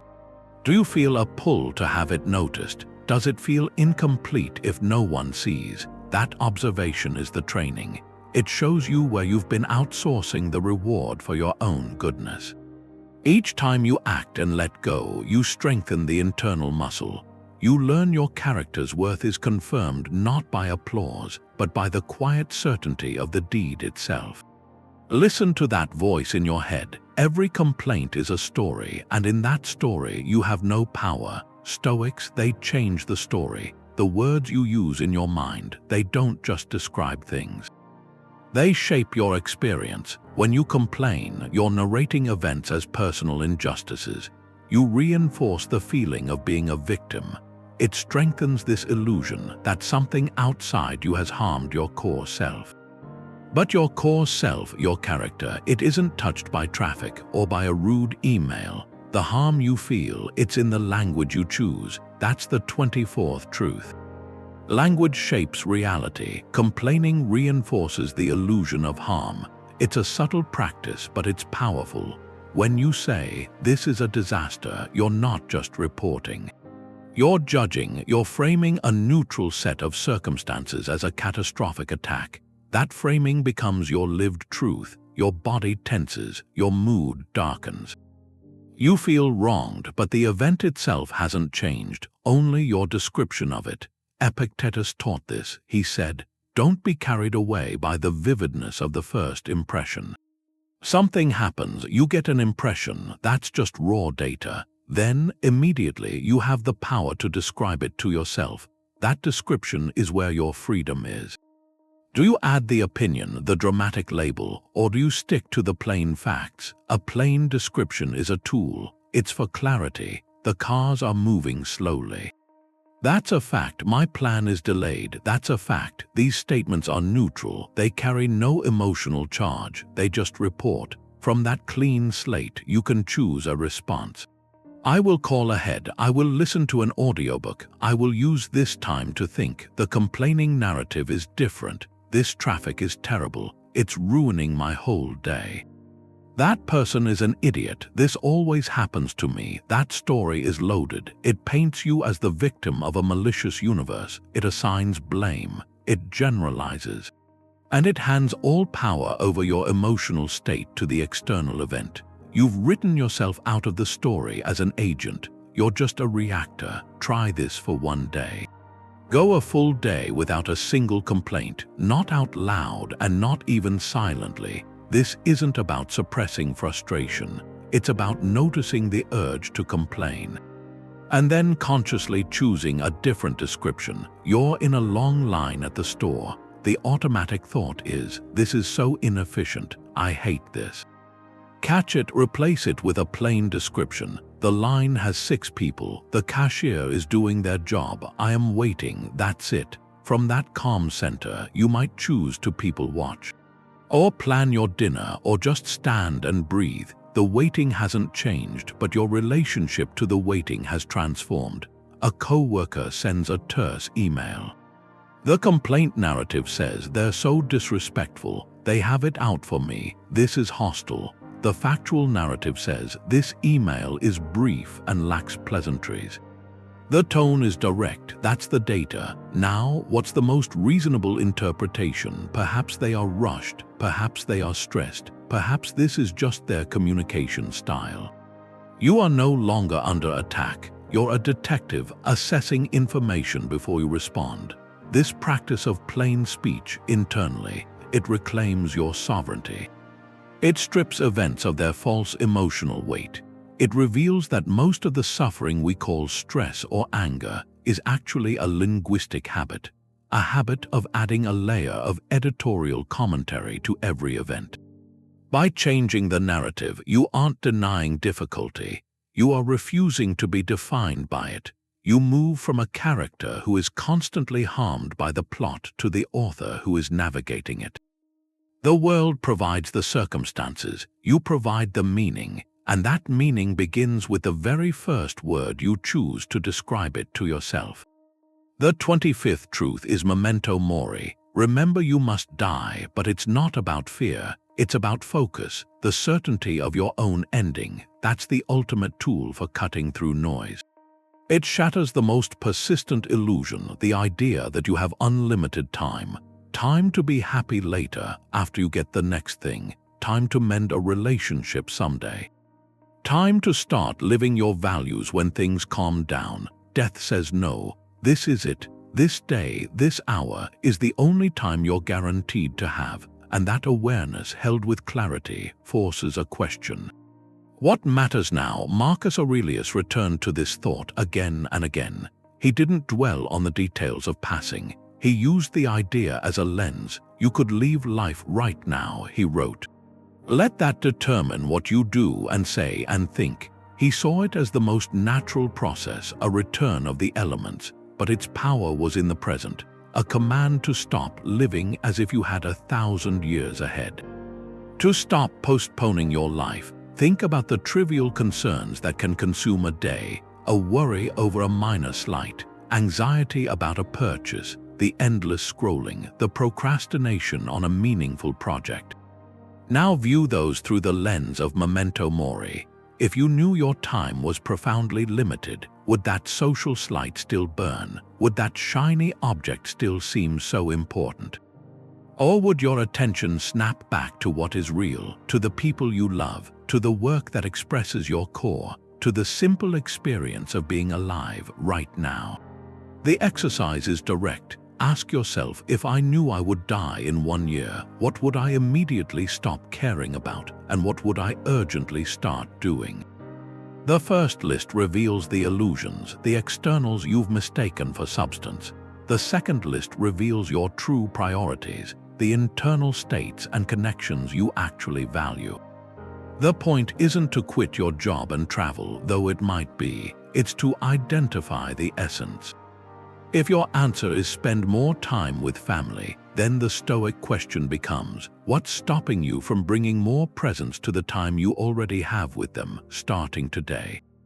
If your answer is write that book, the question becomes, what's one paragraph you can write this week? Mortality doesn't demand grand gestures, it demands authenticity. It asks you to stop living on autopilot, guided by society's script, and start living from your own script, the script of your character. So here's a reflective prompt. Take a current goal or a persistent worry, a career ambition, a financial stress, a conflict. Gently bring the lens of your own mortality to it. How does this goal or worry change shape when viewed against a finite life? Does it grow in importance or shrink to its proper size? Does it reveal itself as a true part of living well or as a distraction from it? Write down one shift in approach this awareness suggests. Maybe it's to pursue the goal with more joy in the process, less attachment to the title. Maybe it's to address the conflict with more compassion, less ego.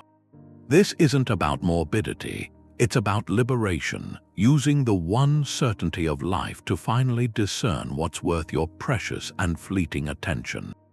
From a cosmic view, your life is a brief spark. That's the 26th truth. It's about perspective. Stoicism asks you to see your troubles from that mountaintop. They're still real, but they're smaller. Your personal story, with all its wants and setbacks, is a single sentence in a library that spans all of time and space. In the grand order of the universe, your drama is minute.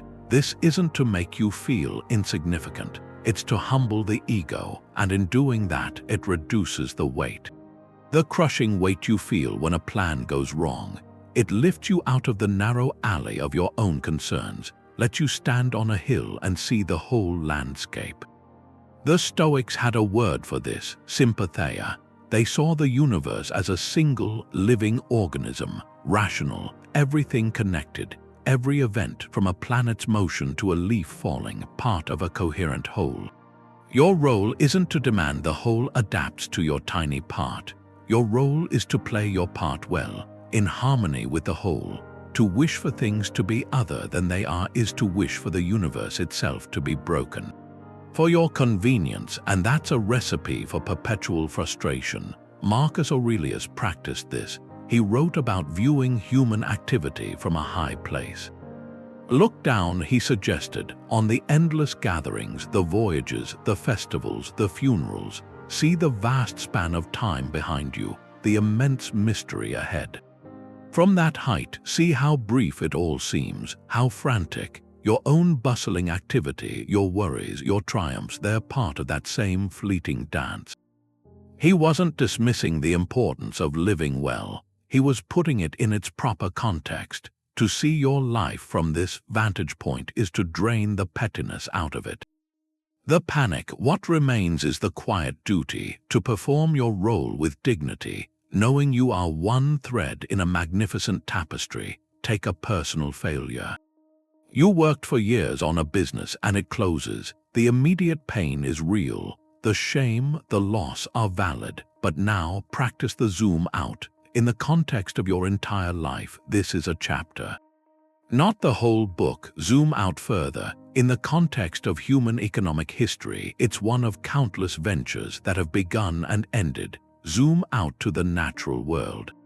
The seasons will continue to turn, the river will keep flowing, the stars will keep their courses. Your venture's end does not disrupt the cosmos. It was an event within it. This perspective doesn't erase the pain, but it places a boundary around it. It prevents the pain from becoming your entire identity. It becomes an experience you had. A lesson learned, a piece of data in the vast story of becoming, or a heated conflict with a family member. In the moment, it feels all-consuming. It feels like the most important thing in the world. Now, zoom out. See this disagreement in the context of your lifelong relationship. A relationship that has contained countless moments of connection and moments of friction. Zoom out to the history of human families. A long story of love and conflict woven together. Zoom out to the scale of human civilization, where such personal dynamics are as old as society itself. The conflict hasn't vanished. It still needs to be addressed with care, but its emotional gravity has been recalibrated. It's no longer a world-ending catastrophe. It's a human difficulty, one of millions happening at this very moment across the planet. This view grants you the calm to address it with reason, not reactive emotion. So think of a current problem, one that feels heavy to you, a financial worry, a professional setback, a relational strain. First, acknowledge it fully.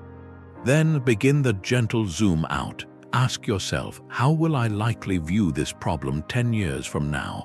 Will it still feel like a crisis, or will it have become a footnote, a turning point, or even a forgotten detail? Then go further. Try for a moment to see it from the viewpoint of the Earth itself, an ancient, patient planet that has witnessed continents shift and species come and go. From that silent, enduring perspective, what is the true size of your concern, the true weight? This exercise isn't about diminishing your humanity. It's about expanding your context. It moves you from a cramped room where every echo is deafening, out into an open sky where sound can travel and dissipate. Your problem is still there, but you are no longer trapped inside it. You are a conscious part of a universe far, far larger than any single story. And in that vastness, you find the space to breathe and the clarity to choose your next step with grace. You can spend all your energy trying to predict every storm, or you can become a better sailor. Stoicism picks the second one. That's the 27th truth. It changes the whole goal. The goal isn't to know the future. That's an illusion of control. The goal is to prepare your character, to build a general resilience, something that can meet any future, known or unknown. Fear usually comes from a gap between what we want to happen and what we can't guarantee will happen. We try to close that gap by predicting, by forecasting, by worrying, but that just makes the gap feel more dangerous. The Stoic closes the gap a different way, by lowering the demand for a specific outcome, and by raising the capacity of the self to meet whatever comes. This is where Premeditatio Malorum finds its real purpose. It's not a pessimistic fortune-telling session. It's a training drill. You don't rehearse adversity to live in dread of it. You rehearse it to inoculate your mind against the shock, to prove to yourself in advance that you have the inner resources to face it. You're not trying to see the future, you're strengthening the sailor. Seneca captured this. He wrote that we should fortify our minds in advance, so that when difficulties come, he said, they may not find us unprepared and terrified. We can stand our ground and say, I knew you were coming. I have prepared my defenses long in advance. Your arrival does not surprise me. That preparation isn't about stockpiling supplies for one specific disaster. It's about cultivating virtues, courage, equanimity, patience. Those are supplies for any disaster. Take the common fear of public speaking. The predictive approach tries to guess every possible question, to script every answer, to imagine every way the audience might react. This creates immense anxiety because you're trying to control 100 variables you simply can't. The preparation approach is different. You focus on what you can control: your breath, your knowledge of the material, your intention to communicate clearly. You rehearse not by predicting hecklers, but by cultivating calm. You think, if my mind goes blank, I will pause and breathe. If a question stumps me, I will admit I don't know and offer to find out. You're not predicting those events. You're preparing your character to handle them with grace. The event becomes secondary. Your response becomes primary. Or consider financial insecurity. The predictive approach obsesses over market forecasts, over specific numbers you must hit by a specific age. It ties your peace to graphs you cannot draw. The preparation approach focuses on building character traits, prudence and adaptability. You save diligently, which is within your control. You develop skills that are valuable, which is within your control. You practice contentment with less, which is within your control. You aren't predicting a market crash. You're becoming a person who can navigate economic uncertainty without your inner world collapsing. So here's a reflective prompt. Choose one common fear you hold. It could be fear of failure in a project, fear of a health issue, fear of loneliness.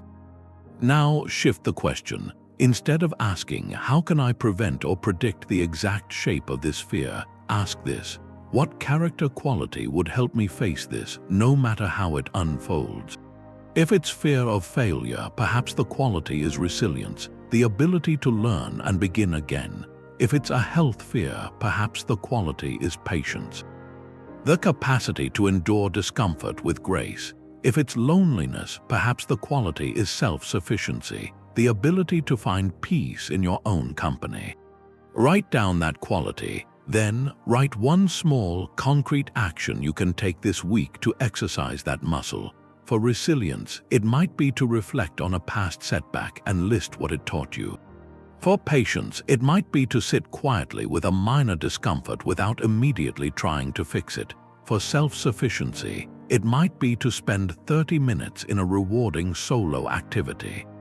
You are not building a bunker against a specific bomb. You are building an inner citadel that can withstand any siege. The storms will come. Your work is to become the calm that weathers them.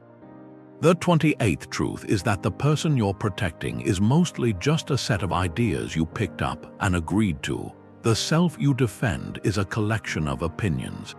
It's not a fortress. Your ego isn't a solid thing. It's a bundle of judgments about who you are, what you like, what you're good at, what you deserve. These are identities and preferences you've accumulated over time, and you've mistaken them for your core, but they're all changeable, and most of them are external. They're stories you tell about yourself based on past experiences, other people's labels, cultural scripts: the competent one, the victim, the creative type, the person who never asks for help. You hold these stories tightly and they become your armor, but that armor is brittle, because if reality challenges the story, it feels like an attack on you. The true self, from a Stoic view, is something quieter. It's not the story. It's the capacity to choose which stories to believe. It's the faculty of reason. The observer that can examine those opinions and decide, this one no longer serves me. I can let it go. That true self is flexible. It can adapt because it isn't tied to any single narrative. Epictetus taught this readiness. He said, if someone can show you that your opinion is wrong, be ready to change it. Follow what seems right. But if you cling to your opinion as if it is you, you'll defend it to the death. Not because it's true, but because your identity is wrapped up in it. Letting go of a rigid self-image isn't about becoming nobody. It's about becoming free. Free to update your software when you get new data. Consider constructive criticism. Your colleague says your report was unclear in a few sections. If your self-image is the competent one, that feedback feels like a personal attack. It threatens the fortress. You might get defensive, argue, explain why it was actually clear. You're defending the story. The competent one can't be seen as unclear. But if you can separate your identity from the work, you can hear the feedback as pure data. The report had unclear sections. That's a fact about the document, not a verdict on your soul. Your true self, your capacity for reason, can now assess, is their point valid? If yes, you improve the report. Your worth wasn't on the line, only the quality of a specific task was. Or take a label like the victim. It can become a comfortable, painful identity. It explains every setback. It justifies resentment, but it also traps you in a story where you have no agency. Letting go of that label doesn't mean denying past hardship. It means refusing to let that hardship define your present capacity for choice. You are not what happened to you. You are the person deciding how to respond to it now. So here's a reflective prompt. Identify one label or self-opinion you cling to. It could be positive or negative. The reliable one, the awkward one, the person who's bad with money, the natural leader. Now, imagine you could temporarily set that label aside for just one day. How would you act differently? If you weren't the reliable one, might you ask for help when overwhelmed without guilt? If you weren't the awkward one, might you speak up in a meeting with more ease? The experiment reveals the prison walls of that self-concept, and outside those walls, your true capacity for choice waits, unburdened by a story you didn't even realize you were telling. Stop chasing happiness. The Stoics realized it's always behind you. It's waiting in the footprints of a life lived well. That's the 29th truth. We've made joy into a target, a finish line. We think if we arrange the right circumstances, the perfect job, the right partner, a comfortable bank account, then happiness will show up. But the Stoics, drawing from Aristotle's idea of eudaimonia, saw that as a fundamental error. Joy isn't a commodity you acquire. It's the natural fragrance of a life lived with virtue. It's the byproduct of excellence, of acting in harmony with your reason and your nature. The moment you make feeling happy your direct goal, you turn it into an external thing. Something to be hunted, and like any external, it slips through your fingers. It becomes conditional. I'll be happy when I get the promotion, when I lose the weight. When I find the right person, that sets up a chase where the finish line keeps moving. Because once you get that thing, your mind just finds the next condition. The real source is in the activity itself, in the quality of your attention and intention, not in the trophy at the end. Aristotle defined eudaimonia not as a fleeting emotion, but as a state of flourishing. A life lived well. The Stoics adopted that and refined it. They said the only true good is virtue, and from a life of virtuous activity, a profound and stable contentment naturally arises. It's not a giddy, bubbly feeling. It's a deep-seated sense of rightness, of being aligned. This joy is immune to fortune's whims because its source is internal. It comes from using your human capacities well, from the exercise of your character. Contrast two experiences. The first is the fleeting high of a purchase. You buy the latest gadget, there's a rush of anticipation, the thrill of unboxing. It feels like happiness, but within days, sometimes hours, the novelty fades. The object becomes just another thing, and you're left looking for the next purchase to recreate that feeling. The joy was tied entirely to the external object. It was a hit of pleasure, not the deep satisfaction of eudaimonia. Now, consider the sustained feeling after completing a difficult, meaningful task with integrity. Maybe you spent months training for a marathon, battling early mornings and sore muscles, or you carefully restored a piece of furniture, learning new skills through trial and error. Or you supported a friend through a hard time, listening patiently when you were tired yourself. When you cross that finish line or step back to look at the finished work or see your friend smile again, the feeling isn't just a quick spike. It's a warm, quiet hum of fulfillment. That feeling comes from the exercise of virtues, perseverance, diligence, loyalty. You weren't chasing a feeling. You were focused on doing something well for its own sake. The joy arrived unannounced as a natural consequence of the effort. The shift is subtle but revolutionary. Don't ask what will make me happy. Ask what is the right thing to do in this situation. Where can I act with courage, with justice, with wisdom, with self-control? Pour your energy into that action. The feeling will take care of itself. It may not look like the grinning face in an advertisement. It will look like the calm after a hard day's work. The quiet pride of a promise kept, the gentle warmth of a connection deepened through honesty. So here's a reflective prompt. Look back over the last month. Recall one moment where you felt a genuine, deep sense of fulfillment. Not just amusement or distraction, but real contentment. Now analyze its source. Did it come primarily from getting something external, a compliment, a possession, a win? Or did it flow from the exercise of a virtue, from persevering through a challenge? From offering kindness without expectation, from creating something with care, from telling a difficult truth with compassion? Trace the feeling back to the action. You'll likely find the most enduring joys are not the prizes you collected, but the echoes of the person you chose to be in the process of living. That person, acting with excellence, is where joy has been waiting all along. Not ahead of you as a reward, but right beside you in every step taken with integrity. The final truth isn't something you do, it's when you stop, you unclench your fist, and you realize your hand was always free. After all those truths about the illusion, this one brings them together. It's just a quiet movement. Peace isn't a fortress you build by taking more ground.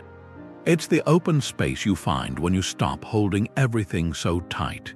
It's the daily practice of letting go of what isn't yours. The whole Stoic journey is that return. A moment-to-moment homecoming to what you can and can't control. Letting go is the active practice. It's the discipline of noticing where your mind has latched on. To an outcome, to someone's opinion, to a specific result, and then gently, firmly choosing to unlatch. Marcus Aurelius had this insight about tranquility. He wrote that you have power over your mind, not outside events. Realize that, and you find strength. The serenity he talks about isn't passive. It's the strength of a mind that stops wasting its energy wrestling with the world. It redirects that energy inward, to the only place where effort always gives a result, the cultivation of your own character. It's like holding sand. The tighter you squeeze, trying to control every grain, the more sand slips through your fingers. Grabbing guarantees loss, but if you relax your hand, cup it gently, the sand rests there. You can carry it, you can even look at its texture. The sand is the external world, always shifting, granular, impossible to fully command. Your open palm is your mind, choosing to receive it without crushing it.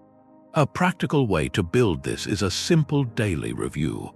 At the end of the day, ask one question. Where did I grab for external control today? Maybe in a conversation where you really wanted someone to agree with you. Maybe refreshing your email, anxious for a specific reply. Maybe worrying over a future event, trying to script every outcome. Identify just one instance. Then, in your mind, rehearse the release. Play the scene again, but this time, imagine letting go of that demand on the world. See yourself in the conversation with curiosity, not a need to win. Picture sending the email and turning your attention fully to the next task, trusting the response will come when it comes. This mental rehearsal isn't about changing the past. It's about training the neural pathway for the future, strengthening the muscle of release. To make it tangible, here's a week-long challenge. Find a small, smooth object. A stone from a walk, a single coin, a small bead. Carry it in your pocket this week. Let this object be a physical reminder. Each time your hand touches it, let it prompt a single, conscious release. Identify one external concern your mind is currently grabbing. It might be a resentment you're clutching, a worry about tomorrow's meeting, a desire for a different circumstance. Acknowledge it, and then, as you feel the stone, mentally place that concern onto it and let it go. You aren't solving the problem in that moment. You're just practicing the internal motion of setting down the burden of control. By the end of the week, that stone becomes an anchor, a tactile cue that returns you again and again to your own freedom. The freedom that was never about commanding the waves, but about learning how to float. These truths all point to the same quiet thing, our power and our peace. They were never something out in the world to find. They've always been right here. In that space, the space between something happening and your reaction to it. It's in the quality of your judgment, the integrity of your action, the resilience you build in your own character. Breaking that illusion, the one about controlling things outside, that's not about giving up. It's a redirection. You take all that energy, the immense effort you spent trying to manage what can't be managed, and you pour it into the one place you can actually govern. Your own mind, and that's not passive work. It's the most active work. It's demanding. It's the work of building an inner citadel, something so strong the weather outside can rage, and it doesn't touch the calm inside. Marcus Aurelius, the emperor, he left a final thought on this. He wrote that the soul finds tranquility when it refuses to be disturbed by what it can't control. When it places its own good and its own evil only in its own actions, and that tranquility, it's not a blank stillness, it's a vibrant quiet, it's the mind stopping its fight with reality and turning with full attention to crafting its response to reality. So as we finish this, here's a final prompt. Look back over these truths. Which one landed with the most weight for you? Which idea created that quiet click of recognition? Choose just one, not the one you think you should choose. The one your own experience whispers is your point of friction right now. Your next step for the coming week, let that single truth be your guide. Find one small, concrete way to practice it. If it was about letting go of outcomes, practice by completing a task just for the effort, not for the praise. If it was about managing judgments, catch yourself just once a day adding a dramatic label to an event and strip it back to the plain facts. If it was about Memento Mori, let it sharpen your focus in one single conversation with someone you love. The Stoic path isn't walked in grand declarations. It's walked in these daily, quiet steps, the micro choices that slowly reshape how you relate to the world. If this has been a companion for you, consider joining our community of practice here.